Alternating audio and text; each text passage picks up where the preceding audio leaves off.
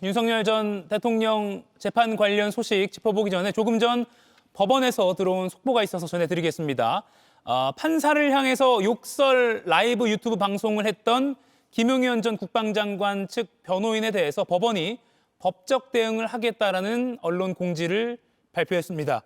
구체적으로 더 설명을 드리면 지난 11월 19일 이틀 전이죠. 서울중앙지방법원에서 감치 재판을 받은 변호사들이 유튜브 방송을 통해 재판장을 상대로 욕설 등 인신공격적 발언을 한 것에 대한 서울중앙지방법원 입장이라고 법원 입장이 발표가 됐습니다.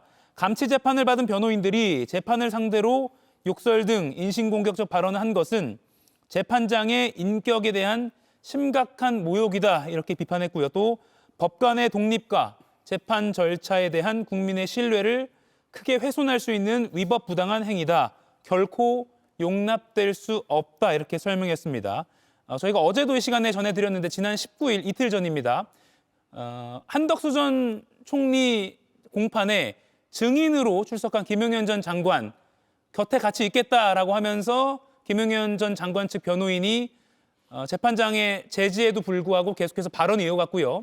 이진관 재판장이 계속 발언하면 감치하겠다라고 했는데 계속 발언을 이어가자 이진관 재판장이 감치 명령을 내렸습니다. 그런데 자신의 신분을 진술하지 않아서 서울구치소 측에서 집행이 불가능하다라고 해서 법원도 일단 집행을 중단한 상태고 석방이 됐습니다. 그날 밤 김용현 전 장관 측의 변호인들이 유튜브 방송을 통해서 이진관 재판장을 향한 날선 욕설을 한 그런 방송이 그대로 방송이 됐고 또 언론을 통해서 많이 공개가 됐습니다. 이에 대해서 이틀 만에 오늘 법원이 심각한 모욕이다, 법적 대응을 하겠다라고 강경 대응을 예고했습니다. 이건 법조인 두 분께 먼저 좀 여쭙게요. 송영훈 변호사님, 이거 어떻게 판단하십니까? 일단 가능한 구체적인 조치들을 살펴보면요. 예. 지난번에 감치 명령을 내리고 그것이 집행이 정지되지 않았습니까? 예. 법원은 어쨌든 이게 집행이 불능하기 때문에 일시적으로 집행을 정지했다는 입장인 것으로 알고 있습니다. 그렇다면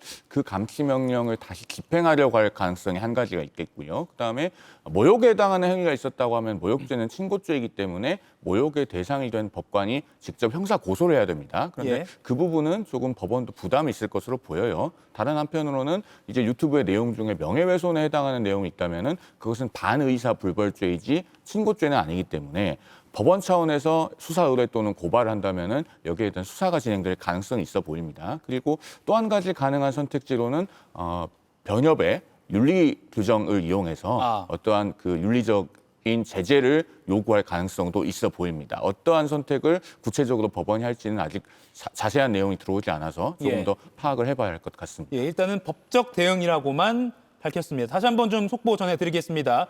김용현 전 국방장관 측 변호인이 얼마 전에 감치 명령을 받았다가 감치가 중단되고 석방된 후에 유튜브 라이브 방송을 통해서 이진관 재판장을 향한 욕설을 노골적인 욕설을 해서 논란이 되고 있는데요. 지금 이런 장면들이죠. 이에 대해서 서울중앙지방법원이 언론 공지를 통해서 강한 법적 대응 방침을 밝혔습니다. 그리고 명백한 법관의 독립과 재판 절차에 대한 국민 신뢰를 훼손할 수 있는 위법 부당한 행위다. 결코 용납될 수 없다라고 밝혔습니다. 그리고 법적 대응을 하겠다라고도 밝혔습니다. 조윤삼 위원님, 어떤 조치가 예상되시나요? 일단 앞서 말씀하신 부분처럼 재집행, 감치에 대한 재집행이 진행이 될 가능성이 우선적으로 있다고 할 것이고요. 그리고 저는 이진관 재판장 명의로 직접적으로 모욕죄에 대한 고소도 진행이 될 여지가 있지 않을까 싶습니다. 모욕죄라고 하는 것을 일반적으로 욕설을 의미하는 것이거든요. 지금 해당 변호사의 경우에는 명시적으로 유튜브 방송에서 욕설을 했습니다. 증거는 명백하다고 할 것이고요. 예. 이진관 재판장이 고소를 하는지 안 하는지에 달려있다고 하겠습니다.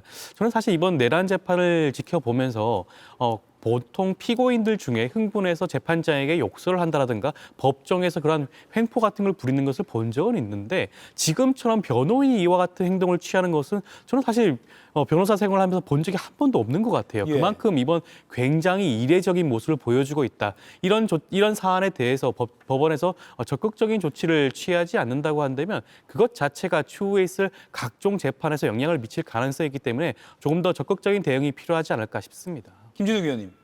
변호인들이 재판장 향해서 라이브 방송에서 이렇게 욕설하는 거 본 적 있으세요?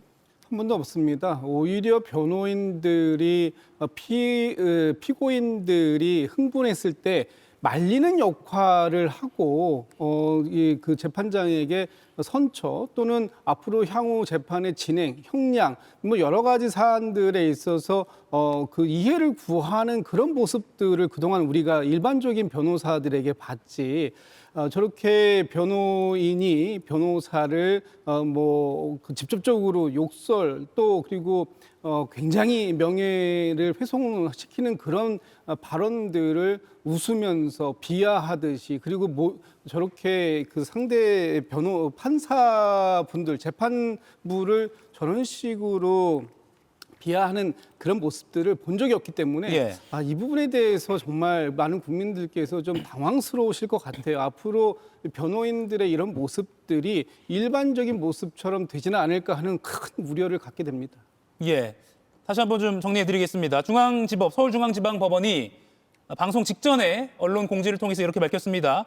이른바 감치 소동을 벌였던 그리고 그 이진관 재판장에 대한 노골적인 욕설 라이브 방송을 했던 그 변호인들에 대해서 김용현 전 장관 측 변호인입니다. 법적 대응을 하겠다. 심각한 재판장 모욕이다. 결코 용납할 수 없다라고 입장을 밝혔습니다. 김용 의원님, 적시에 나온 법원 입장 같습니다. 네, 전 아주 지금 적절하게 나왔다고 생각이 들고요.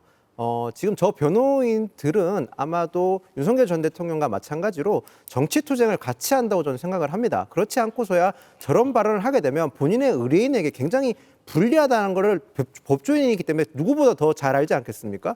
결국 실질적으로 본인의 의뢰인에게 불이익이 가더라도 저런 발언을 한다는 것은 결국엔 저 변호인들 역시도 어느 정도는 정치적 투쟁을 동참하고 있다. 이렇게 해석하는 게 저는 올바른 해석이라고 생각을 합니다. 예. 이가혁 라이브를 시청해 주셔서 고맙습니다. 이가혁 라이브는 평일 오후 5시 TV와 유튜브로 실시간으로도 함께 하실 수 있습니다.